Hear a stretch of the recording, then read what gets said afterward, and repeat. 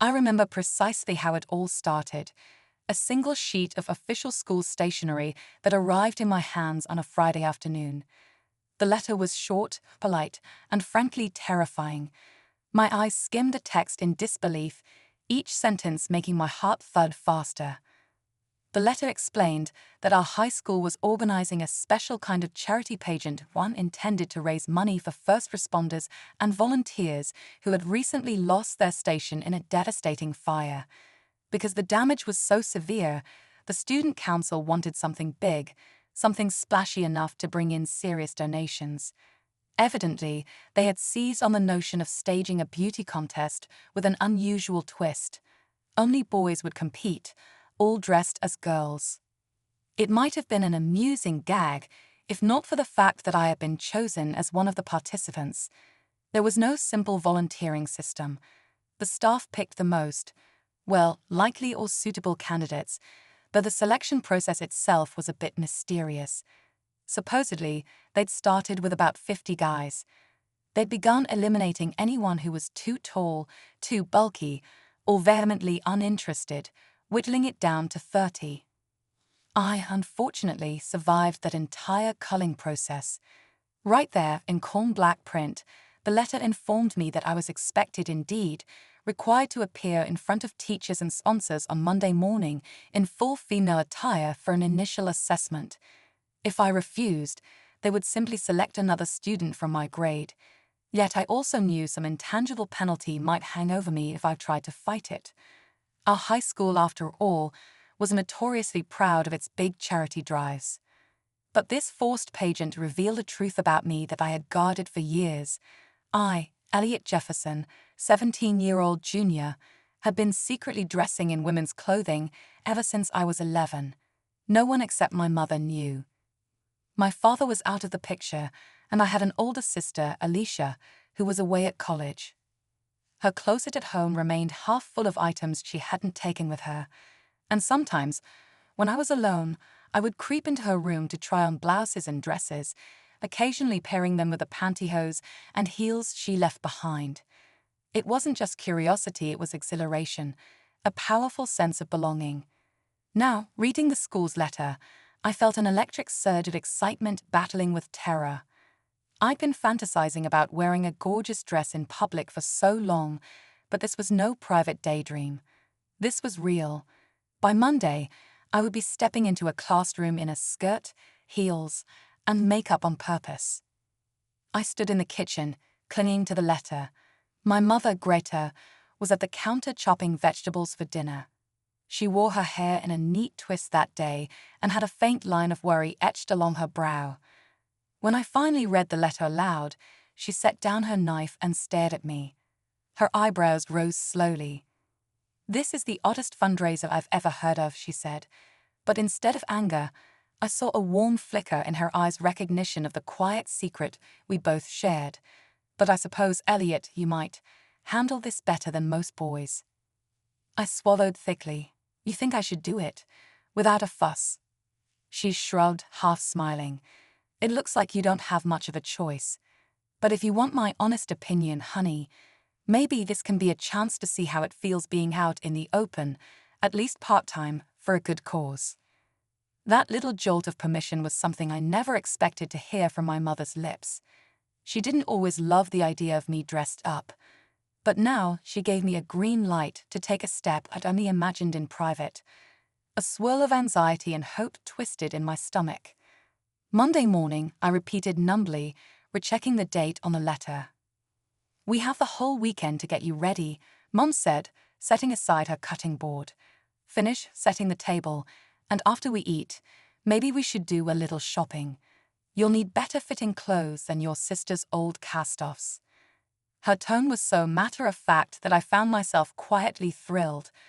Perhaps she was using practicality to mask deeper worries, but if she was, she didn't let them show. After the shock subsided, I found myself excited beyond words. This was my first invitation mandate, really to be Ellie in public. My sister's clothes, my mother's knowledge, my own unspoken desires, they'd all converged in that kitchen. I responded the only way I could, stepping forward with forced bravado.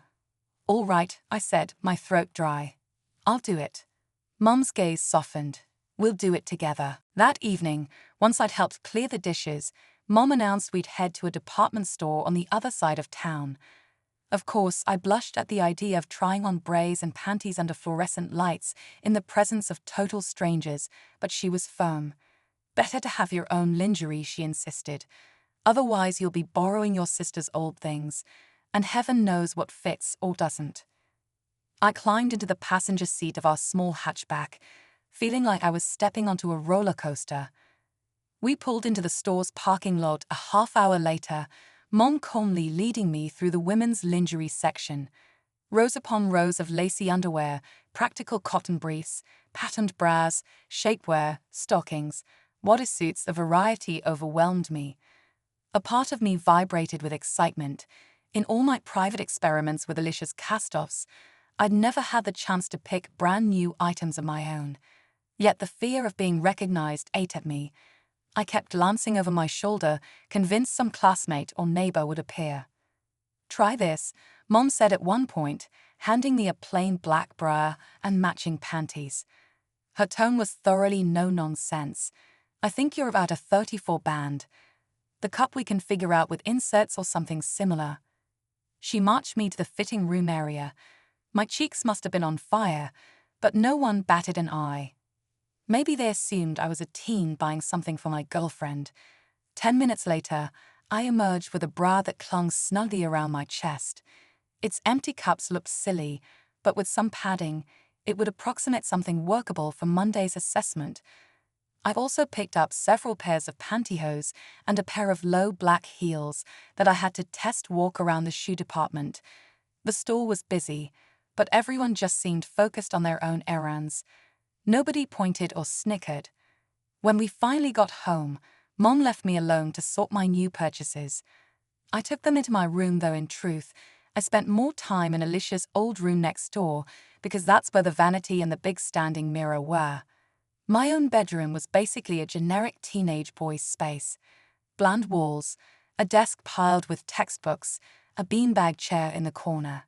Alicia's room, by contrast, felt like a hidden sanctuary. Rows of dresses still hung in the closet. Bottles of perfume were on the dresser, collecting dust. There was a pinkish glow to the curtains that softened the sunshine every afternoon. I carefully arranged my new things in a spare drawer beneath Alicia's old sweaters. I tried not to think too far ahead about Monday.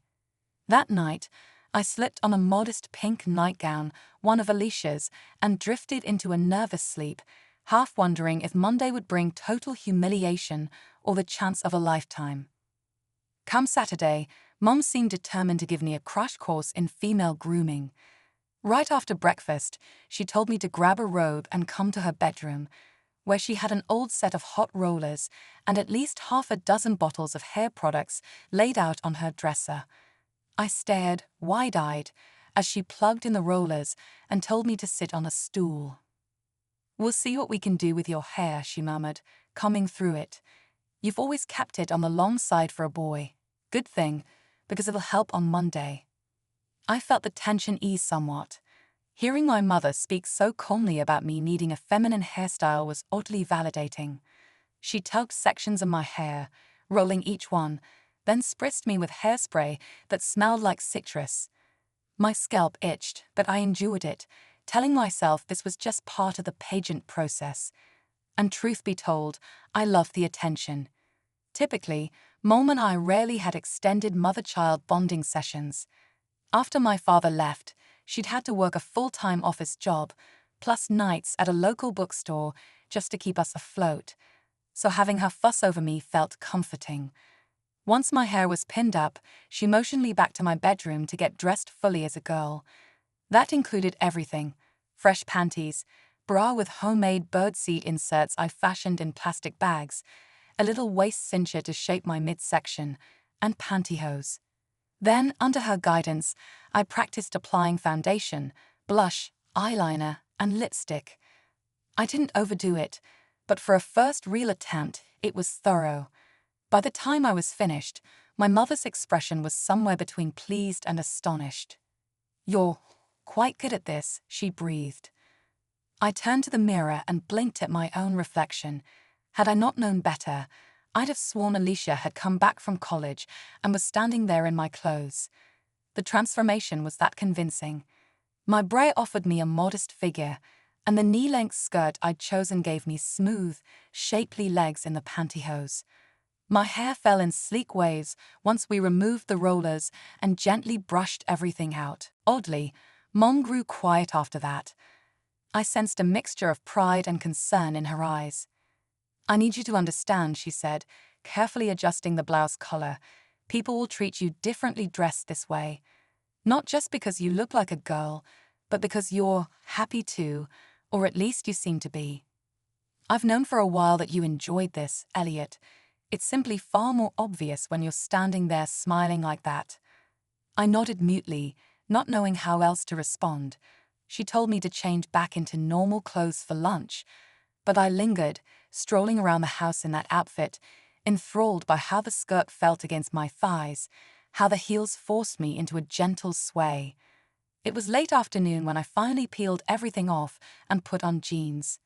I caught sight of myself in the mirror mid-change, still wearing the bra with the birdseed cups. The illusions were strong enough to rattle me. A spark of longing lit up in my chest. I hoped, possibly, that I wouldn't have to stop being a girl come Tuesday. That night, Mom and I were invited to a social mixer at St. Helena's Church. One of Mom's acquaintances, Clara, had ambushed us at the store earlier that day, urging her to attend. Clara was part of the single parents group that met regularly. Apparently, they occasionally held mixers, encouraging unattached adults to mingle and maybe find companionship. Mom decided to go, perhaps because she was lonely, or maybe she just wanted a test run of me appearing publicly as a girl. "Let's see how comfortable you are," she said with a hint of amusement. "It'll do you good to try being Ellie in front of people who might not guess your secret." Part of me balked. "But that's the church you used to take Alicia and me to, right? Some folks there know me as a boy." She pressed her lips together. "If you don't want to go, we can skip it. But I think it might help get Monday's jitters out of your system." Nervousness and excitement mingled in my gut. Finally, I nodded. I guess it can't be worse than walking into school, can it? Before I could protest further, she was guiding me to the bathroom to have me do a thorough shave, legs, underarms, anywhere that might hint at male hair. My face was smooth enough, but I trimmed a few stray hairs on my brow. Then I dove into Alicia's closet and emerged with a simple black dress, casual, but clingy enough to accentuate my figure. Mom did a quick updo for my hair, piling it high and letting a few soft tendrils fall around my cheeks. By the time we left, the transformation felt complete. I was wearing a black cardigan draped over my shoulders, black flats. I wanted to walk confidently, so no high heels for tonight, and minimal gold jewelry. Mom offered me a small purse with a wallet inside, an older ID card Alicia had once used, plus a few other items, making it seem more realistic if I needed to show ID to someone. We arrived at the church hall around 7. The parking lot was about half full. I felt my pulse pound as we reached the doors, reminding myself I looked like a girl. I'm a girl tonight. They won't know. But inside, I spotted a familiar face almost right away. Cole Jacobs, a tall, well-built athlete from my grade, known for his shaved head and tough guy aura. He was there with his mother, Harriet, who was apparently also unattached. He slouched near a table lined with pastries and punch, looking bored out of his mind. Then he noticed me and my mother, and his eyebrows shot up. He glanced around, realized Alicia wasn't with us, and gave me a curious look that asked silently, "Who are you?" I tried to keep my composure, but my heart hammered. If there was anyone who could blow my cover, it would be Cole. He was in my grade, in my English class. But I hoped that with my hair, makeup, and clothes, plus a fact we'd never hung out socially, he might not see through the transformation. Mom introduced me as Ellie, her daughter, which only made me more anxious. Yet I swear, I saw a flicker of recognition behind his eyes. He didn't say anything snide or revealing, however. Instead, he politely invited me to sit with him since we were roughly the same age. That entire evening turned into a surreal exercise in social camouflage. Cole, though imposing and known for his outwardly tough image at school, turned out to be unexpectedly kind. He got me a glass of punch, and after a few minutes of small talk heavy on awkward silences, he leaned in. "I think I know who you are, but I'm not sure I believe it," he said quietly, trying to keep his voice low so the group next to us wouldn't overhear. I froze, nearly spilling my drink. "I don't You're Elliot, right? You're in my English class with Miss Walters. You sit near the windows, second row from the back. I recognize your eyes." "Although you look," he paused, giving me a once-over. "Different. Extremely good, but still different." I didn't know whether to be relieved or mortified. Before I could muster an answer, he waved a hand dismissively. "Relax," he said. "I'm not gonna tell anyone. I mean, everyone can see you're a girl, so no one's going to believe me if I say otherwise. And we're not exactly best friends, but I have nothing against you. So, you're doing that pageant thing, right?" I fiddled with the hem of my dress, nodding. Cole glanced at my mother, who was across the room chatting with Clara, then back at me. "You look good," he repeated, somehow kinder this time. "I guess I always just pictured you as this quiet, studious guy. Didn't think you had it in you to pull off a transformation, but it's kinda impressive." I exhaled a shaky laugh. "Thanks, I think." An hour passed, and the tension slowly dissolved. Mom seemed busy with her own conversations, occasionally glancing my way. Meanwhile, Cole and I ended up dancing to a slow tune that drifted through the speakers. Initially, I refused. It felt too weird. But he insisted, and I realized it was also a valuable practice run for Monday, when I might be recognized by half the school. Standing with my arms resting lightly on his shoulders, his hands at my waist, I discovered I didn't feel the same primal terror I'd imagined. If anything, I felt a measure of comfort, swaying to the music. The rest of the single-parent crowd looked on, probably assuming we were just two teens from different families who discovered each other. By the time we left around 10 p.m., I was exhausted from the emotional roller coaster, but also weirdly proud. Mom teased me gently on the drive home. "Looks like you made a friend, dear," she said with a half smile. I haven't seen Cole that talkative in years. I shrugged, but a small grin crept onto my lips. He's not so bad. I guess I had him pegged as a typical jock, but he's nicer than I thought. A long silence followed, then she asked, "So feeling ready for Monday?" Ready wasn't the word. I was petrified. Yet the church mixer gave me a strange shot of confidence. For a few fleeting hours, I'd walked among a crowd wearing a dress, and no one hurled insults or exposed me to public humiliation. Even the one person who recognized me didn't seem to mind. "That's good enough," Mom said when I admitted the anxiety was still there. "We'll get through Monday together." The alarm rang on Monday at 7 a.m. sharp. My stomach was in knots before my feet touched the carpet. School officially began at 8:15, but the letter from the pageant committee said we were to meet with them at 9:30 in the auditorium for a first walkthrough, after which we'd return to our regular classes. I took an extra long shower, meticulously shaving again, and donned my new underwear, a black bra with a slight push-up effect, black panties, and a gentle shapewear piece around my waist. Over that, I wore a pleated skirt in a subdued play pattern, along with a white cotton blouse and a soft cardigan in pastel teal. I slid my feet into the low black heels I'd bought. The entire outfit seemed modest, appropriate for a school day, yet undeniably feminine. Then came my makeup routine, shaky from nerves. Foundation, powder, a swipe of warm blush along my cheeks, a subtle earthy eyeshadow, a careful line of eyeliner and mascara. I finished with lip gloss, not wanting too bold a color for everyday wear. Next, I brushed my hair into a tidy style, pinning back a bit of it with a small barrette. Mom peeked in to check on me, giving me a quick nod of approval. "You're sure about this?" she asked, voice low. I took a breath. If I don't do it, they'll just pick someone else. And if I'm honest, I do want to do it. She smiled, and came over to straighten the collar of my blouse. "Then I think you'll be okay, Ellie." Ellie.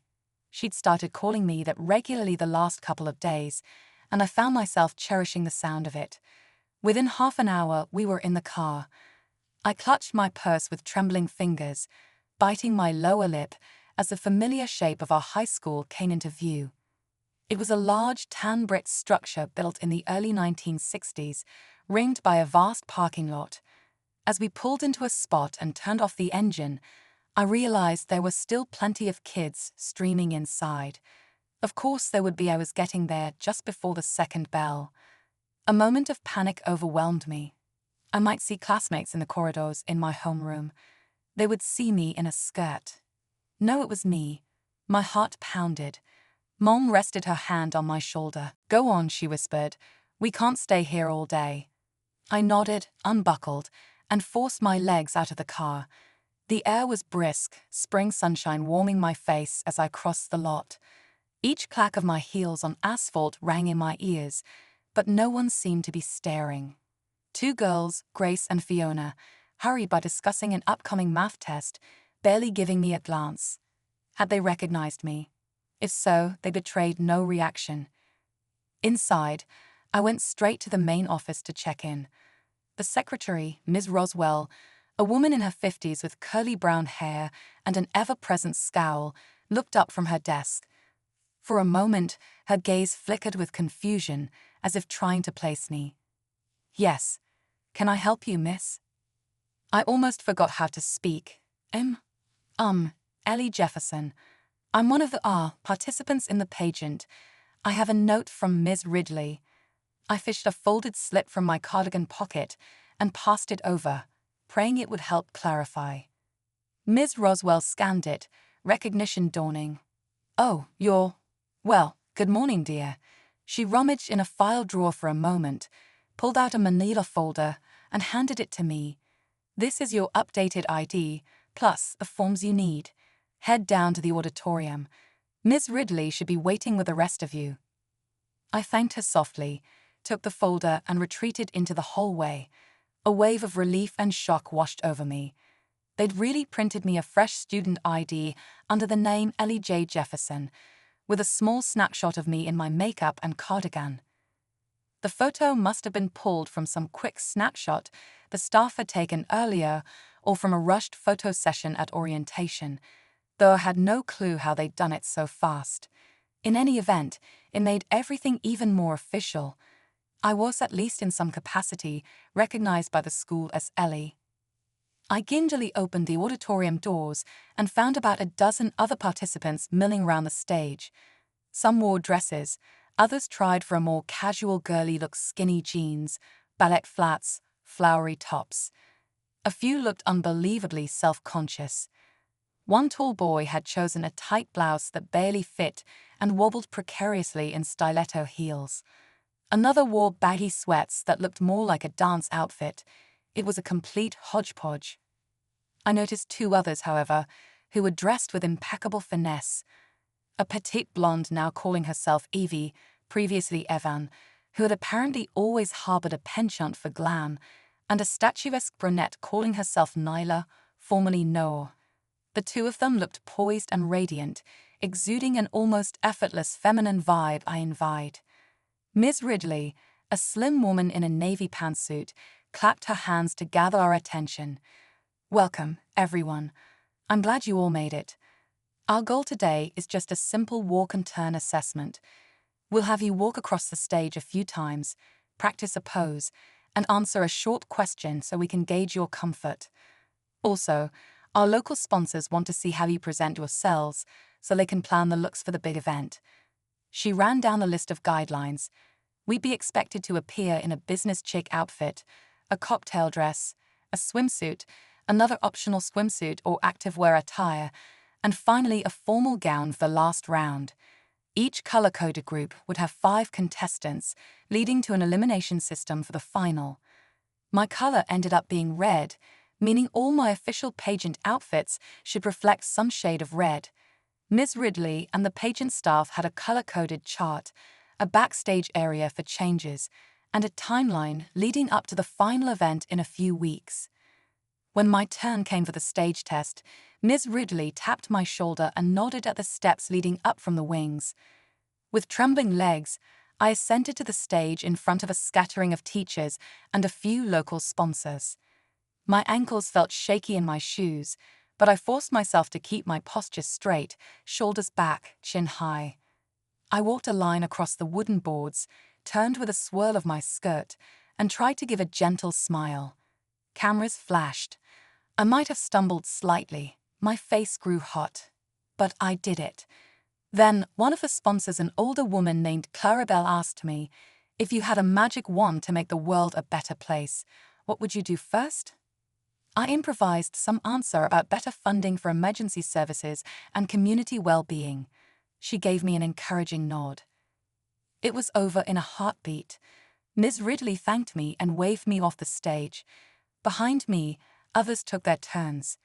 By 11 a.m., we'd all had a chance to walk and answer a simple question. Ms. Ridley told us we were free to go to our afternoon classes. I paused in the hallway, bracing myself. Now the real test. I'd have to be Ellie in front of everyone, not just pageant staff. If I'd expected a scene of pointing and jeering, I was sorely mistaken. Most people were too busy rushing to their next class to care. I encountered a few startled looks. Some recognized me sort of and asked uncertainly, "Elliot, is that you?" A few gawkers said, "Dude, you look better as a girl than half the real girls here," which was an awkward compliment. The rest just politely stared or said nothing at all. One teacher, Miss Henderson, only realized the truth after reading my note. She blinked and said, "Oh, you're in the pageant. Well, all right. Find a seat, Miss Jefferson." Some of the jocks snickered, but that might have been in passing. In the cafeteria, I sat next to Avi and Nyla, both of whom gave me a thumbs up for my overall presentation. By day's end, I felt exhausted but triumphant. The biggest surprise arrived when Cole Jacobs, the same guy I'd danced with at the church mixer, showed up near my locker. He offered a quick, one-armed hug, which startled me. Then he whispered, "You doing okay?" I nodded shyly. He grinned. "Cool. If anyone gives you trouble, let me know." And with that, he was gone, leaving me feeling oddly protected. That weekend, my mother and I returned to the mall. We had discovered that each contestant was supposed to find at least one local business to sponsor them or supply the clothing. Ms. Ridley's instructions mentioned that many participants had done so. Evie, for example, had lopped in a boutique that specialized in custom cocktail dresses. Others had sportswear sponsors or local clothing shops. My mother suggested we ask the lingerie store we'd visited, Madame Suzelle's, run by a sharp-eyed woman named Karina Suzelle. We had purchased some shaping garments there before. Perhaps she'd be open to an official arrangement. Sure enough, Miss Suzelle was immediately intrigued. "Ah, you're the brave young man who tried on our shapewear last time," she exclaimed, clapping her hands. "But you look so natural. I'd never guess you weren't a girl." She insisted on taking my measurements personally, going far beyond mere bra cup or waist size. She had me stripped down to my underwear in a locked-fitting room, while my mother watched warily. "I can't have you walk the stage in baggy, ill-fitting shapewear," Miss Suzelle explained matter-of-factly. "So we're going to do something special." She produced from her storeroom a specialized silicone bodysuit that included breast forms blending at the chest, plus reinforced sculpting around the hips and backside. It was the latest generation of female masking technology that some crossdressers or performers used. At first, the idea of gluing something to my body sounded extreme, but Miss Suzelle insisted it would change color to match my skin tone over a few hours, and that gentle removal cream would eventually peel it off. Once she helped me slide it on, applying adhesives and smoothing the edges, I stared in the mirror, stunned. The transformation was uncanny. A seamless female torso, with subtle curves at the hips and a soft waist indentation. Even my chest boasted a modest but very convincing bust. When I brushed my fingertips across it, I felt a faint pressure that mimicked touch surprisingly well.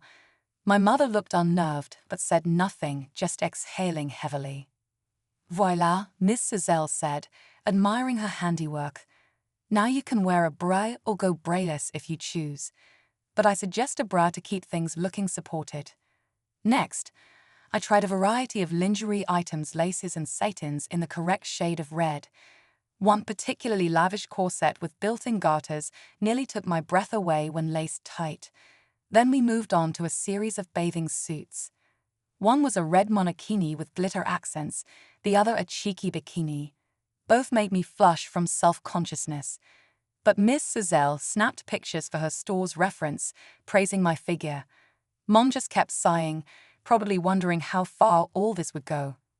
Finally, Miss Suzelle announced, "I'll sponsor you under one condition. Whenever you appear on stage or in official photos for the pageant, you'll credit my shop.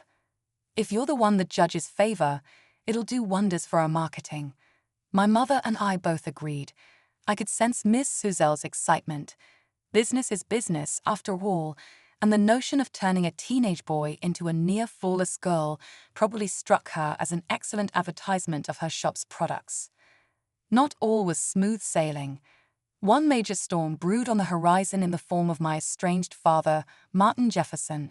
He had walked out on us when I was barely 7, vanishing with some girlfriend he'd taken up with behind my mother's back.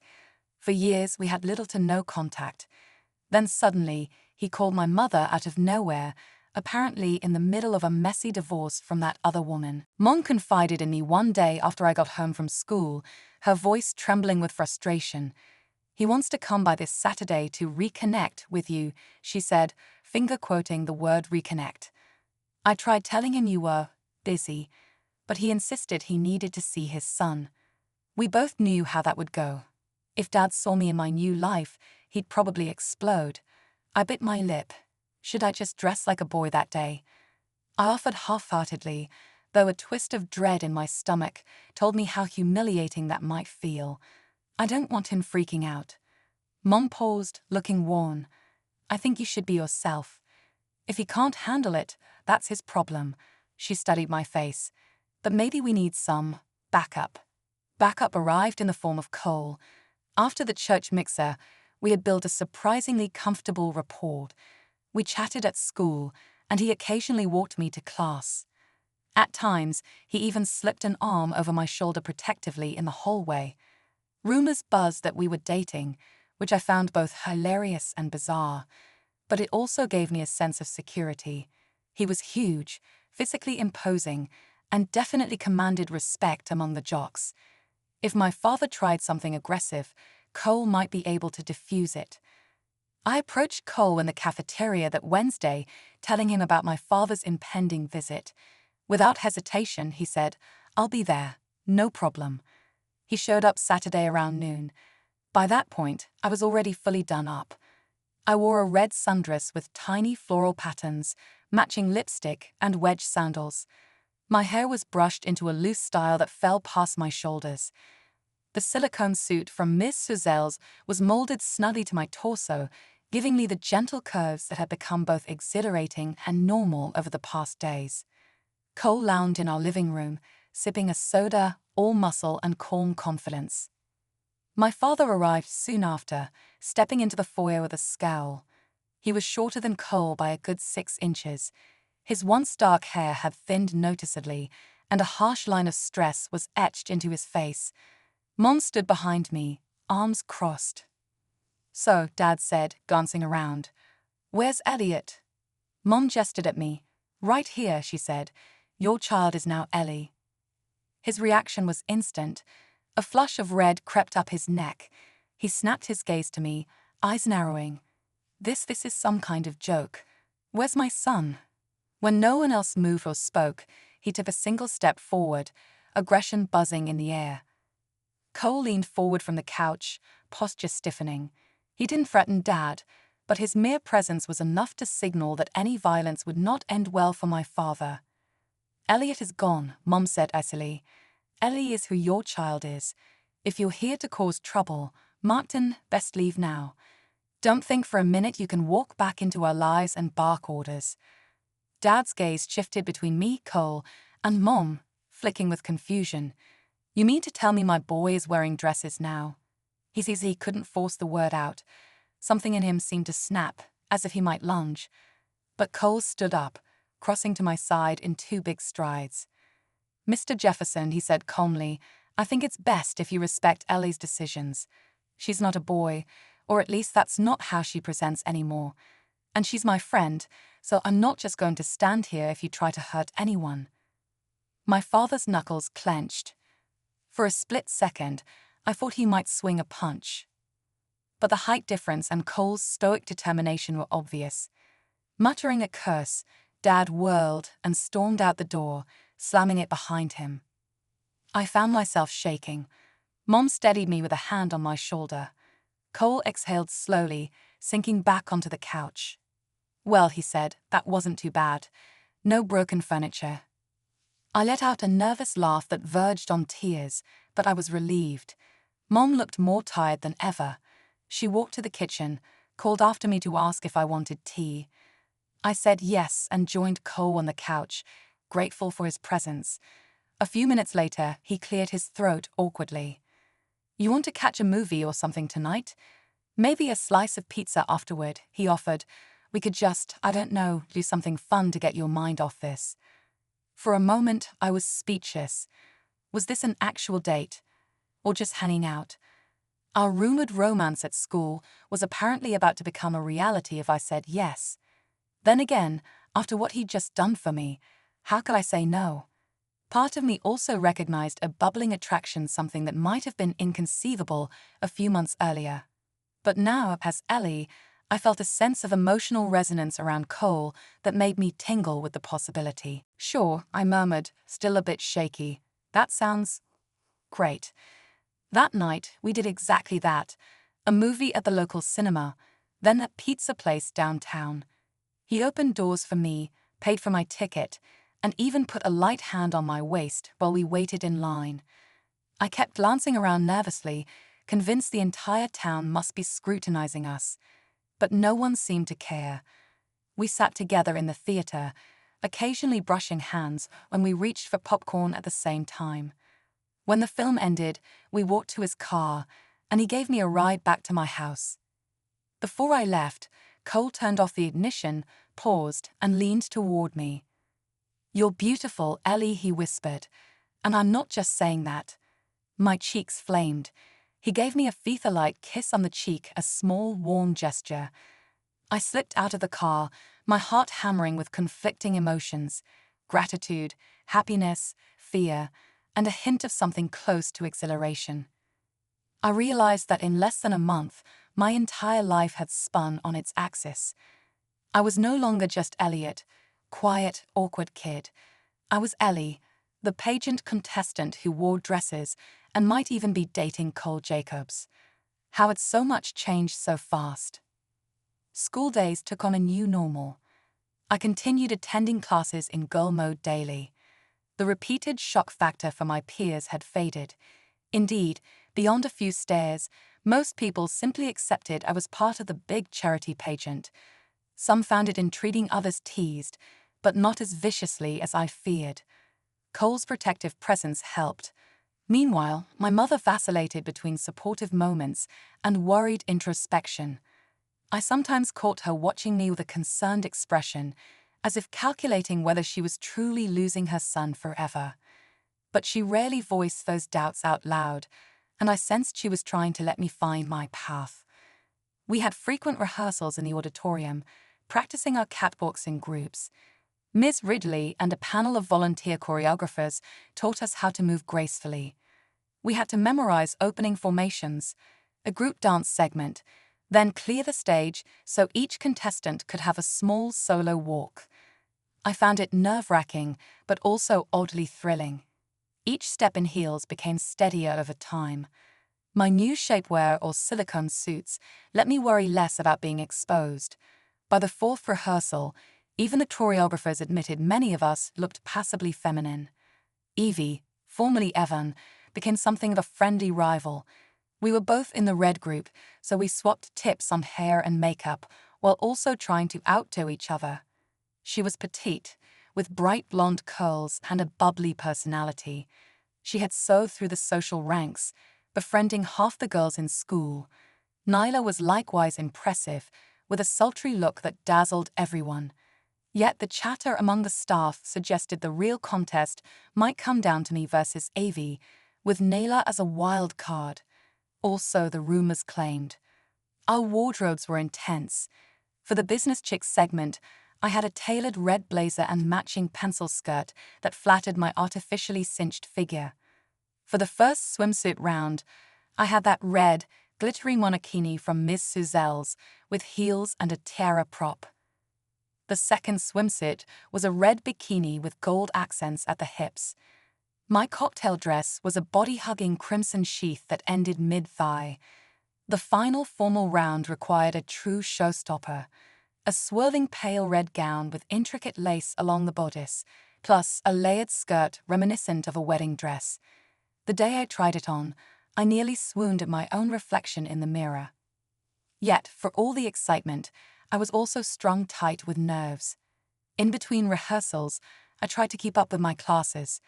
Some teachers gave me leniency because I was a recognized pageant participant.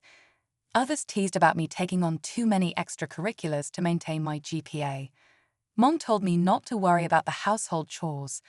My sister, Alicia, texted sporadically from her college, wanting updates on the wild carnival happening back home. I sent her a few pictures, just from the shoulders up, of me looking girly, and she responded with a mixture of astonishment and delight, adding, "Better not stretch out all my outfits, kid." Finally, the big night arrived. The entire auditorium was decked out with shimmering lights, an extended runway, a small dais for MCs, and a backdrop sign reading Charity Crown, Beauty for a Cause. Music thumped through the speakers. Ticket sales had gone through the roof at last count. They'd sold over 1,000 seats, plus had a donation line for folks who wanted to pitch in extra to the fire station rebuilding fund. Rumors swirled that local media outlets would attend. Backstage was chaos. Costumers adjusting seams, frantic makeup touch-ups, contestants scurrying to find their designated racks of clothing.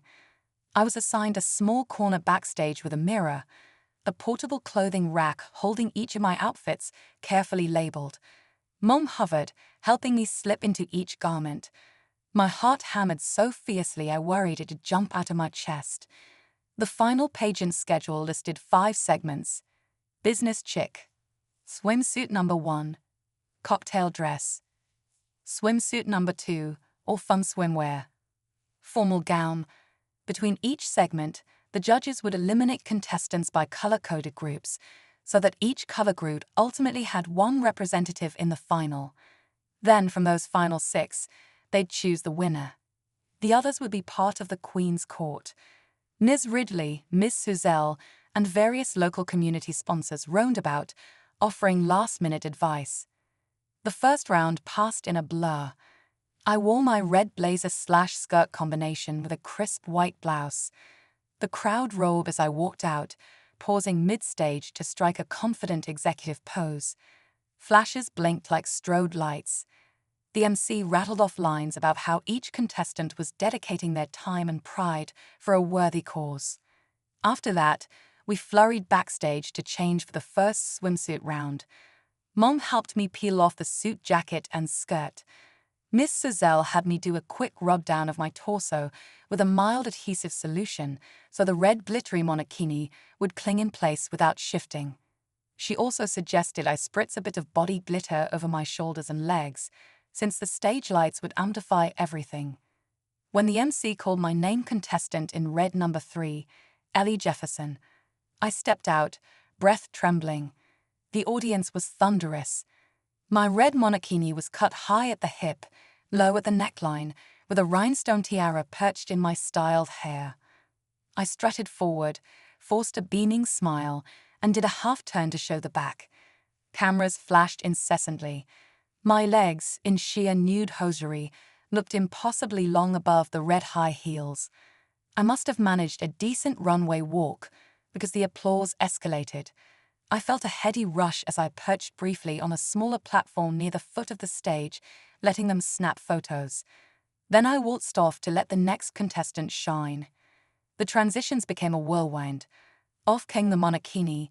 On went the cocktail dress satin, strapless, having my torso to just above mid-thigh. My hair needed only minor fixes. The music changed to a livelier beat for the cocktail round. I swished onto the stage, doing a slow pivot at center.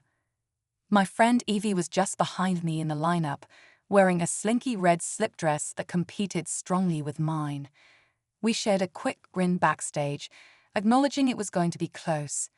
Then the second swimsuit portion followed, for which I donned my daring bikini with a bright gold wrap skirt.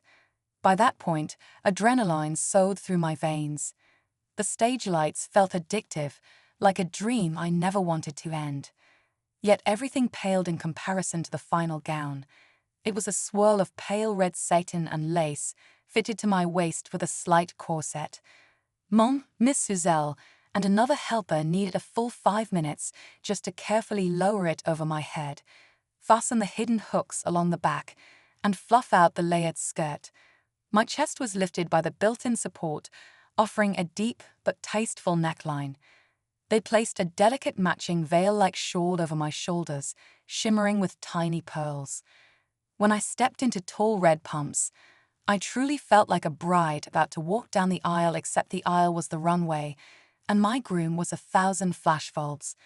The staff retouched my eyeshadow, dabbed extra gloss on my lips, and repositioned the tiara. Then they ushered me forward. The applause hammered in my ears.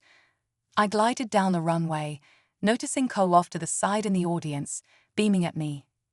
My mother near the front row appeared tearful, though the stage lights made it hard to see clearly.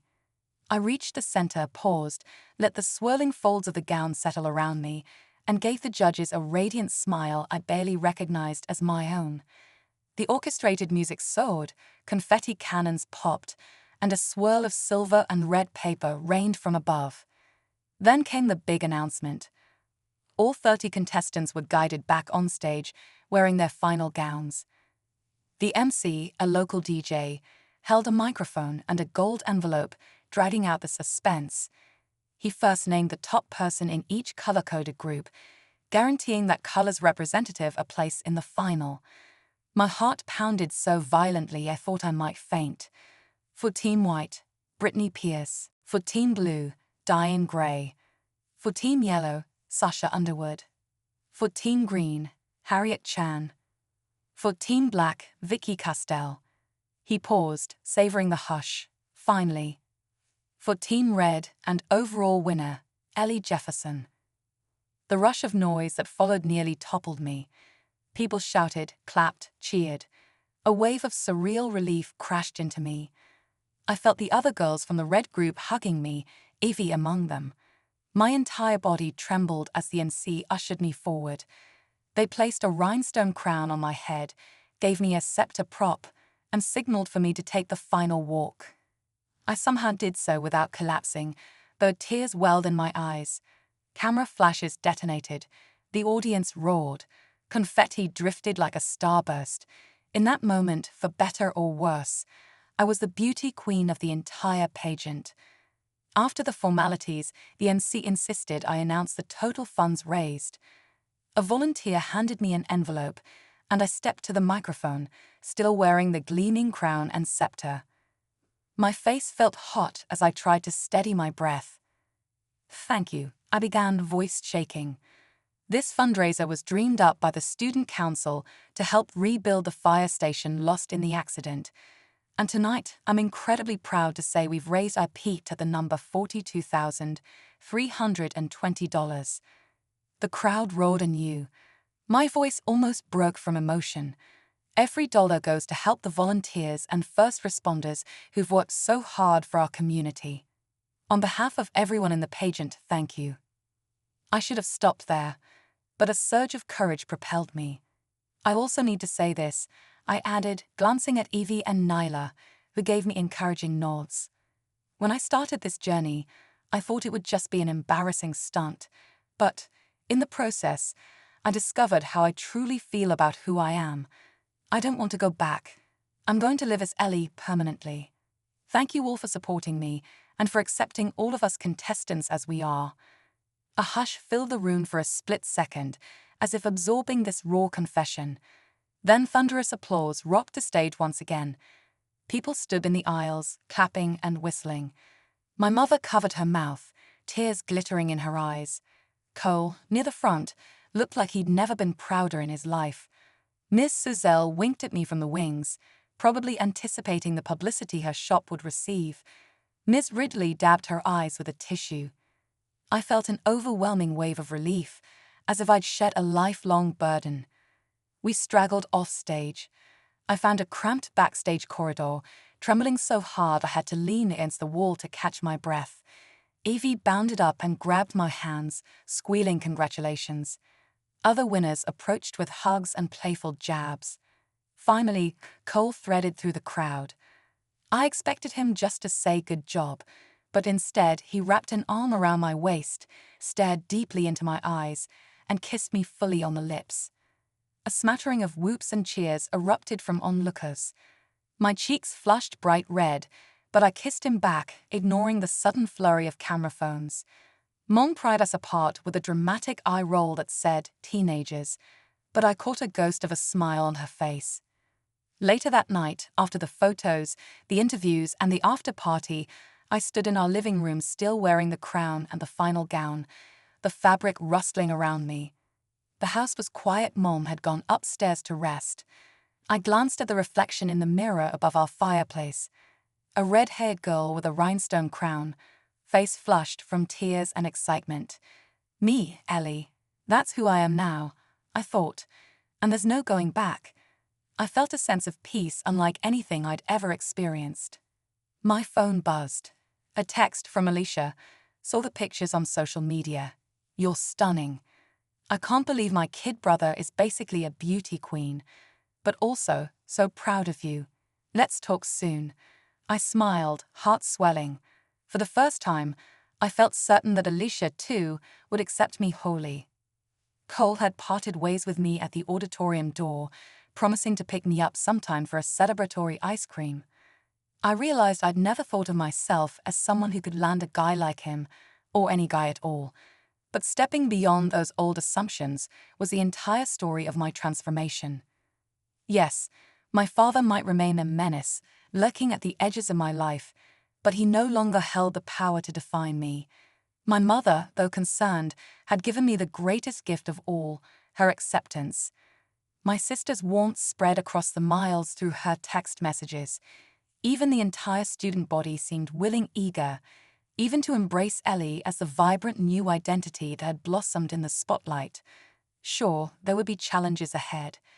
But for the moment, with the tiara still glinting on my head, I wanted to bask in the knowledge that I had taken a leap of faith and landed on the other side. I slowly removed the gown with Mom's help, changed into an everyday dress, and watched her pack the elaborate pageant outfit onto a hanger. Then I padded upstairs. In my bedroom mirror, I saw the faint red marks where the corset had pressed into my sides. I slipped off my shoes and bra, examining the still-attached silicone forms that had become such a part of me. I thought about leaving them on another night, why not, and decided yes. This was who I was now. Mom peeked in, eyes shining. "You all right, sweetheart?" I nodded, feeling tears threaten. "Yeah, I'm good." No single word could capture the emotional tapestry swirling in my chest. She laughed softly, came forward and hugged me. "Then get some rest. Tomorrow you start your reign as queen." We both chuckled. Queen indeed, I thought. But more accurately, I was just Ellie, newly minted, newly free. The fact that an entire auditorium had applauded my announcement that I was staying a girl, that had to be the best moment of my life thus far. I fell asleep remembering the way the crowd roared, the swirl of red confetti, and the weight of the crown they pressed gently onto my head. If it had all been a dream, I dreaded waking up. But I knew, deep down, it was real, a testament to how one forced, silly idea of a boys-only beauty pageant had changed me forever. And for that, I was grateful beyond measure.